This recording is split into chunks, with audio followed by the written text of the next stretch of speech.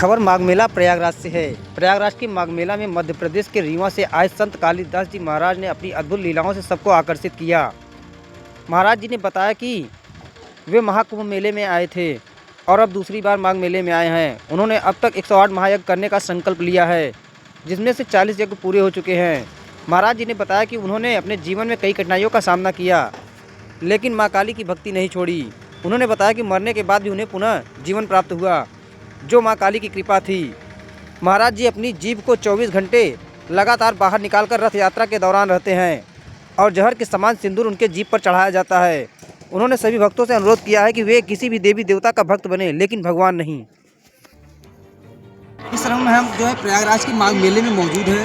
देख सकते हैं चारों तरफ किस तरीके से माघ मेले की तस्वीरें हैं और हम यहीं पे जो है जब पहुँचे, देखिए यहाँ पे आप जो दिख रहा है बाबा ब्रह्म बाबा धाम जन कल्याण सेवा समिति महाजन टोला रीवा मध्य प्रदेश से चलकर आए हुए हैं और सबसे ज़्यादा ये जो है फेसबुक, इंस्टाग्राम, ट्विटर और ये सब पे जो है सोशल मीडिया पे वायरल है। और दूसरी बात इनका जो अद्भुत चमत्कार है वो कुछ और है। हम इनसे करके बातें करेंगे कि आखिर वो जो चमत्कार है जो सोशल मीडिया पर जमकर वायरल है, आखिर उसका क्या रहस्य है। आखिर जिस तरीके से जो है इनका जो जीव है 24 घंटे जो है निकला हुआ रहता है, जैसे माँ काली का जो है रूप होता है उसी के रूप में जो है प्रदर्शित होता है।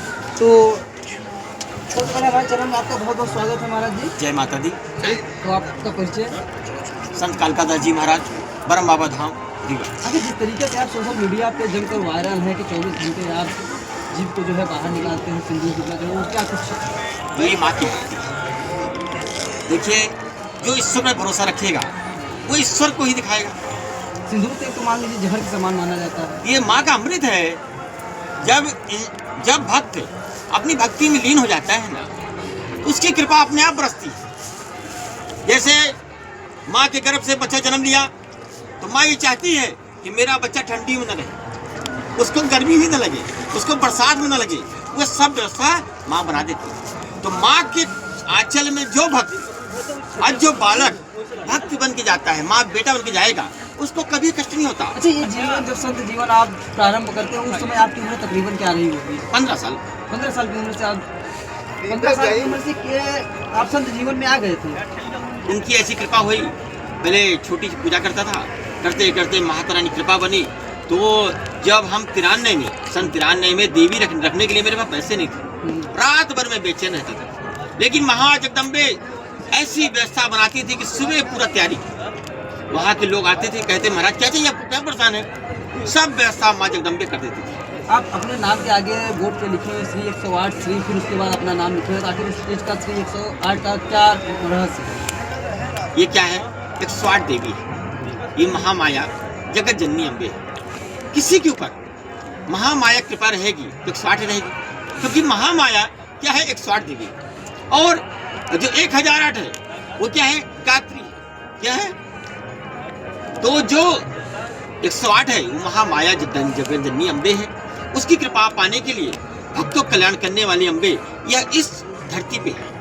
एक चीज़ और, आप जिस तरीके से यहाँ कुंभ मेले में अपना आश्रम बना के रह रहे हैं, एक छोटी सी माँ काली का जो है तस्वीर है, वो भी अद्भुत तस्वीर है, जो कि जितनी भी मंदिरों में देखा जाता है वो तस्वीरें जो होता है उनकी माँ की जो जीभ होती है वो निकली हुई होती है और उनका जीभ एकदम लाल हुआ होता है। लेकिन यहाँ पे तो पूरी जो मूर्ति स्थापित है वो पूरा काली है। इसका क्या मतलब? ये क्या है? 10 विद्याओं की महाविद्या है इच्छा पूर्ति। ये मनोकामनाओं को पूर्ण करने वाली है। देखिए, देवी एक है, महामाया एक है, संसार को पालने वाली अनेक है, क्योंकि हर रूप में है।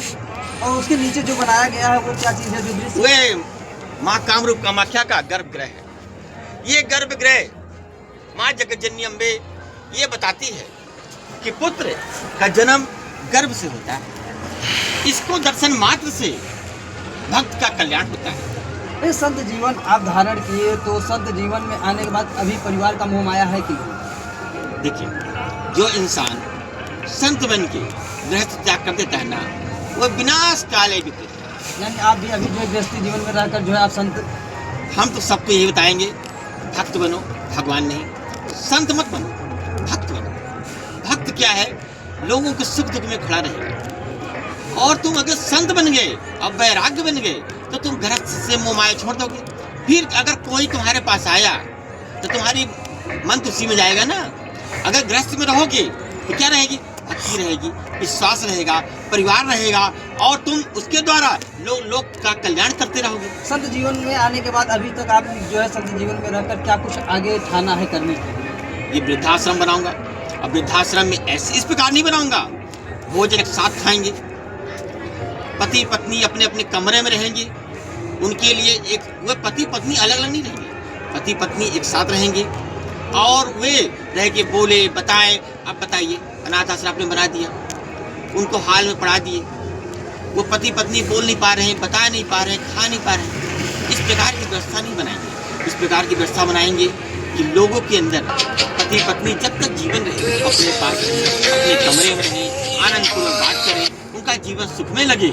उनको ये न लगे कि मेरा संसार में कोई नहीं है, मैं जिस पुत्र को जन्म दिया हूँ वो मेरा पुत्र विपुत्र निकल गया। अब ये संगम कुंभ मेले में आए हैं, ये आपका तीसरा बार जो है आगमन हुआ है? ये दूसरी बार है और महामाया गंगे ने बुलाया, इसमें मुझे बहुत संघर्ष करना पड़ा। देश के लोगों को क्या संदेश देंगे इस कुंभ मेले को लेकर? ये संदेश जो है कि माँ गंगे सभी भक्तों को ये कह रही है कि यहाँ पर आओ, अपने जीवन को तारो, क्योंकि कितना सौभाग्य से ये जीवन आता है।